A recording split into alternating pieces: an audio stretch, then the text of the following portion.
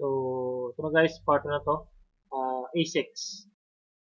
So, kung nyo pa yung part 1, i-check nyo yung part 1 para makita yung unang review natin.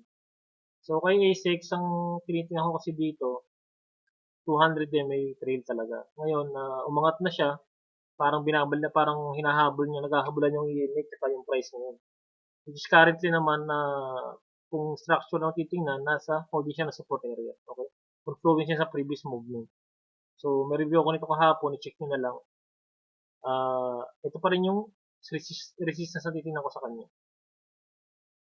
Okay? Ito yung resistance. Ito yung pinaka-main breakout point para sa akin. Ito syempre, mag-resist to. Tingin ko solid magiging resistance dito kasi may price rejection, may price reaction dyan. Kada baba dito, nag-hold siya. Pag bagsak niya, hindi na siya nabasag. So, kung sa trading range, magandang trading range naman to kay SPH. So, yan, from at least 7% to 19%. So, sabihin natin dito ako na lang conservative ka 17%. Okay na yan. Okay. Magandang TP zone na yan. Yun nga lang, ang ATR nito nasa angat natin ng konti kasi hindi makita. Okay. 0.763. So, kung bumili ka dito, TOD, 0.763. Pag 1 ATR lang ang ano mo, 1 ATR ka lang, yan, more or less nasa 8%. Hindi lang, 9% yan. 9% ng cut mo. Good na yan. Pero syempre, para mas magkaroon ng magandang galaw yung yung stocks, 1.5 okay na. Depende sa inyo guys. Pwede naman kayong percentage wise na sa inyo. Pero para sa akin, ATR based talaga ang magandang cut. Syempre, yun nga lang, kailangan may set ka rin na exit parameter mo. At ano kasi yun, para hindi ma-hit yung cut loss mo, at may exit parameter ka rin. Okay? So, yun lang kay A6, XPH.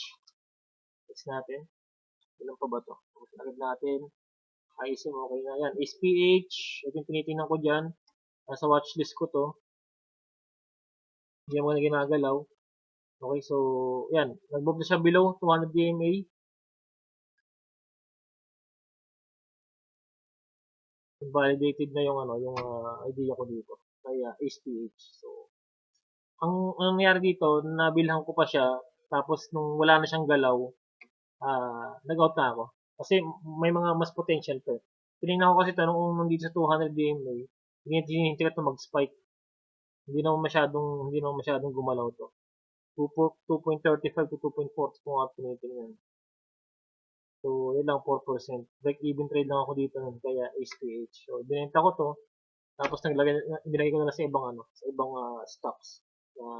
Good din naman yung pagkakakat ko sa kanya. So, hindi siya loss, parang break-even lang. So, SPH, tingin ko hindi na maganda ginagalaw niya. Yan, below na 200 DMA. So, dito na siya abangan. Ito nag-hold to, itong pinaka-shoulder na to. Itong inverted edginess na tinitingnan ko dati. Ascending triangle lang ang ginagawa. Descending triangle lang ang ginagawa niya. Nag-hold.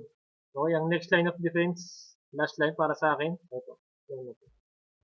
Pero since hindi siya makagwat talaga ng matindi sa 200 DMA, nagtitrail lang siya. Kaya medyo mahina dito rin nito. Pag bounce dito, yun, parabolic. So, ano naman to, news driven naman tong part na. Okay? CHP.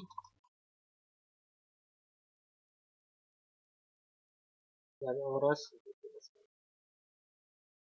CHP, yan. So, kay CHP naman, yan na, nagkaroon na siya, retrace na siya. Kaso, yun nga, bumagsak na to below sa sa multi-year, parang, multi-year support ba yun? May review ko nito, balikan nyo na lang. So, ito yun. Ayan.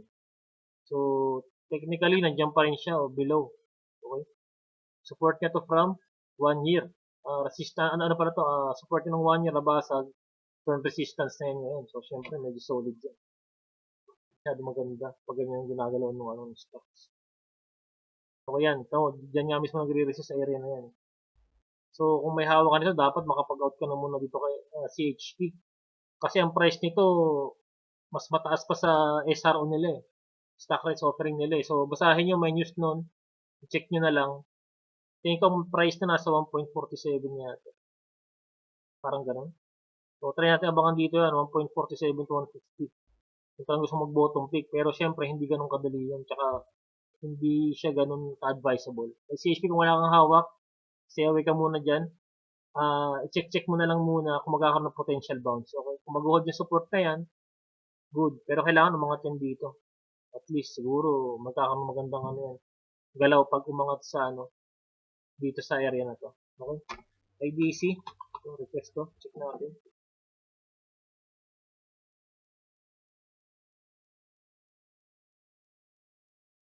So, yan. Kaya IDC, tinitingnan ko sa kanya. Buong buko pala yung ano. Inverted head and shoulder. Diba? Kompleto. Yan, umangat siya dito. Bumaba na siya. Nandito yan ang 10 ng 10 na to. Yung gamit yata ng 10 yung senior ko sa group. Okay? So yan, dito na siya nag-hold siya ng support dito. So tingnan natin kung materialize yung pattern. Yan lang naman yun. Siyempre, may trade idea ka. Tingnan mo kung gagana. Okay? Hindi naman lahat ng nasa watchlist na bibili kasi siyempre, kung madami na sa watchlist, pipili ka lang doon talaga ng irarank mo siya top 1, 2, top 3. At least tatlo, ganun. Yun lang, doon ka lang po-focus, huwag ka na maghanap ng iba kasi pag mas marami ka nakikita na stock, mas prone ka sa overtrading, bili ka ng bili. So, ito, IDC, okay sana to. Ang problema lang dito is yung trading value niya, yung volume niya, napakaliit. So, ito lang yung value niya, 795. So, wala pang 1M. May konting-konti nagpa-participate. Pero kung ang hinihintay ko dito, ang pinaka-solid dito nga, yung pag na-break yung area na to. Although sa watchlist, pattern, syempre pattern based. So, kailangan mag-materialize to pag nabasag niya, mga above 200 DMA, tingin ko mas magkakaroon to ng magandang movement.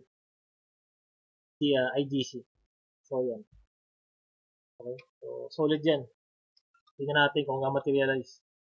Okay, A6, SPH. Okay na yata lahat. Narinig na natin yata lahat, guys. Check naman tayo ng mga, ng mga blue chips. So, syempre, may mga ano pa rin. Tingnan natin yung mga MWC. MWC.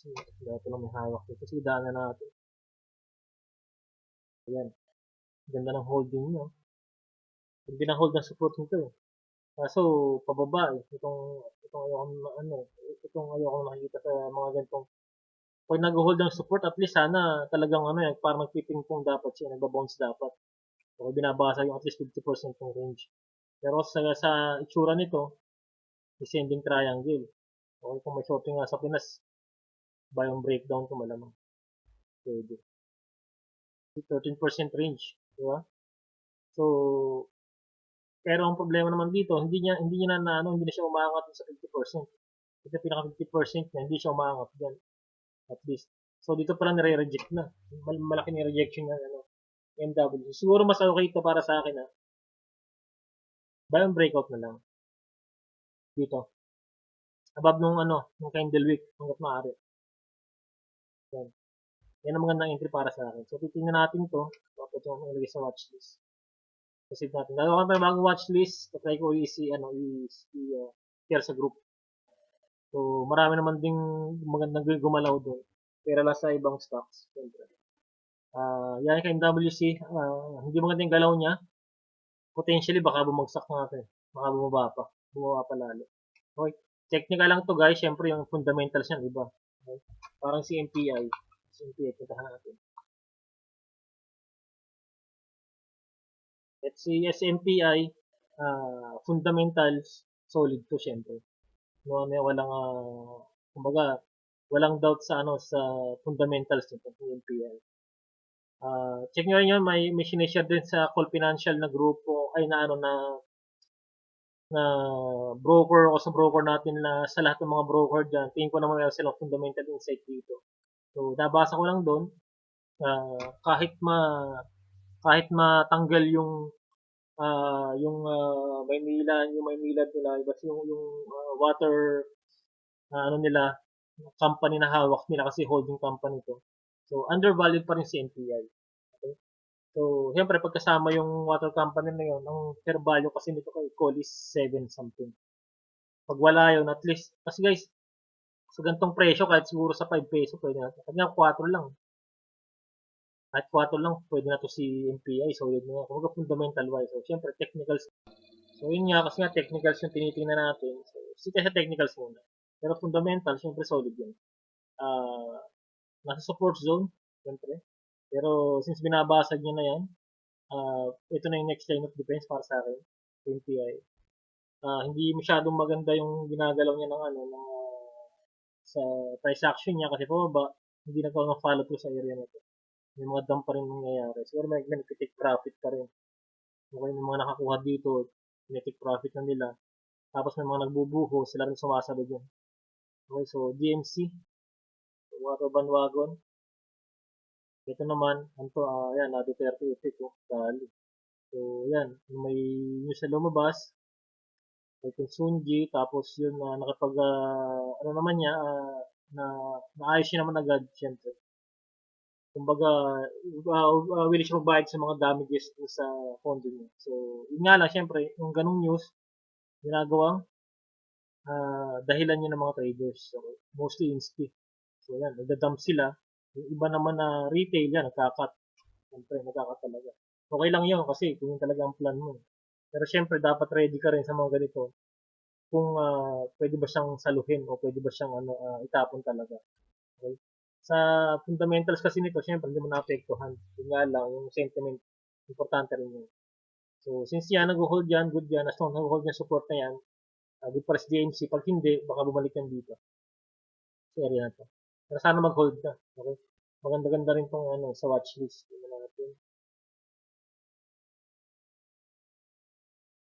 9% change. So, okay lang din. Kasi blue chip naman to eh. Kaya 9% solid na yan. Okay? So, yun lang guys. Happy weekends and have a great trading week again sa Monday.